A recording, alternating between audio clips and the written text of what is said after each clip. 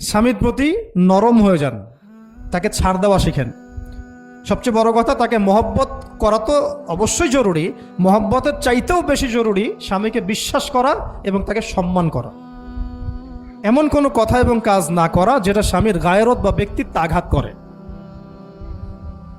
আমি পয়েন্টটা হয়তো বোঝাতে সক্ষম হয়েছি। ভালোবাসা অনেক গুরুত্বপূর্ণ বিষয়, ঠিক আছে, কিন্তু ভালোবাসা শুধুমাত্র একমাত্র গুরুত্বপূর্ণ বিষয় নয়। আরও গুরুত্বপূর্ণ বিষয় হচ্ছে বিশ্বাস, সম্মান এবং আনুগত্য। বিশ্বাস, সম্মান এবং আনুগত্য। এখন বলতে পারেন যে আমার স্বামী আমাকে অন্যায় কাজে আদেশ করলে কি আমি আনুগত্য করব? কখনোই না। যখন স্বামী আপনাকে কোরআন সুন্নাহর দিকে আপনাকে ধাবিত করবেন, তখন আপনি তার আনুগত্য করতে বাধ্য, এবং এটা আপনার জান্নাতে যাওয়ার মাধ্যম বটে। এই হাদিসটা খুব ভালো করে মনে রাখতে হবে যে এই পৃথিবীতে কেউই আল্লাহ পাকের পরে সিজদা পাওয়ার যোগ্য না। এমনকি নবীদেরকেও আল্লাহ পাক সিজদা করতে বলেন নাই, কিন্তু সেই নবী আমাদেরকে কিন্তু বলেছিলেন যে যদি আল্লাহ পরে কাউকে আমি সিজদা করতে বলতাম, তাহলে আমি স্বামীদেরকে সিজদা করতে বলতাম। এটাকে তসলিমা নাসরিন স্টাইলে বুঝলে হবে না। ওরা এটাকে এভাবে নিবে যে ইসলাম মেয়েদেরকে দাসত্বের শৃঙ্খলা আবদ্ধ করতে চাচ্ছে, হ্যাঁ, আত্মস্বাধীনতা দিবে না ইত্যাদি। আমরা দেখব পরকালে আমি জান্নাতে যেতে পারছি কিনা। আল্লাহ পাকের হুকুমের চাইতে আমার কাছে কোনো যুক্তি বড় নয়। আল্লাহ পাকের হুকুমের চাইতে আমার কাছে কোনো যুক্তি, বিজ্ঞান, প্রযুক্তি এগুলো বড় মানদণ্ড নয়। শুধুমাত্র স্বামীর আনুগত্য, বিশ্বাস, সম্মানের বদৌলতে দেখা যায় যে পুরোটা জীবন এই বেচারা আপনার জন্য ঢেলে দিবেন ইনশাআল্লাহ। আর এই জায়গায় যদি দেখা যায় ঘাটতি থাকে, তখন কোনো কোনো ক্ষেত্রে ভালোবাসা যথেষ্ট হয়ে ওঠে না। এবং আপনারা জানেন এই শহরে ডিভোর্সের সংখ্যা দিন দিন বাড়ছে। কেন? এইগুলো মেজর কারণ আছে। হ্যাঁ, আমি বলছি না যে সব ছেলেই একেবারে পারফেক্ট, কখনোই না। ছেলেরাও যেমন সাহাবী না, মেয়েরাও সেরকম মহিলা সাহাবী না। কিন্তু সবর, আনুগত্য, নরম কোমলতার কোনো বিকল্প নাই। উভয় পক্ষের জন্যই নসিহতগুলো আর কি, স্বামীর জন্য এবং স্ত্রীর জন্য।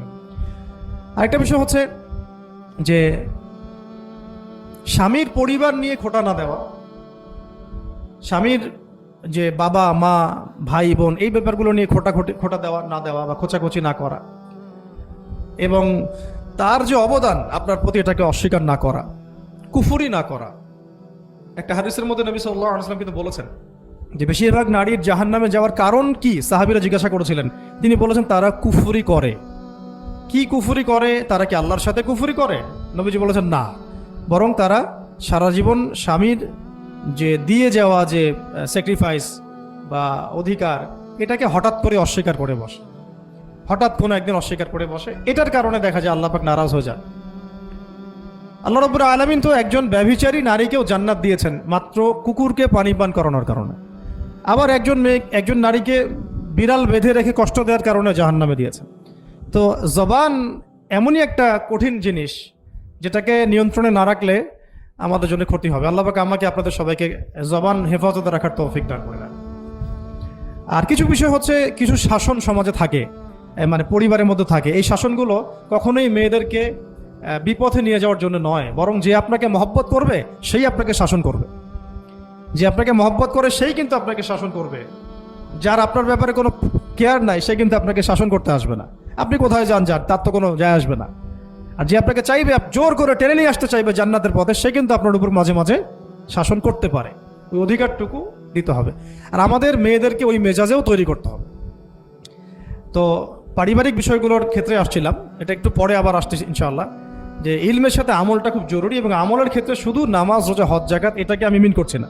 মিন করছি যে আমার বাবার সাথে সম্পর্ক, মায়ের সাথে সম্পর্ক, আত্মীয়দের হক আদায় করছি কিনা, প্রতিবেশীর সাথে রিলেশন ঠিক আছে কিনা, এবং স্পেশালি পরিবারে স্বামীর সাথে আমার এই বিষয়গুলো ঠিক আছে কিনা। তো এগুলো যদি ঠিক থাকে, অল্প আমল যথেষ্ট হয়ে যাবে ইনশাআল্লাহ তাআলা। আল্লাহ পাক আমাদেরকে ইলম অনুযায়ী আমল করার তৌফিক দান করে।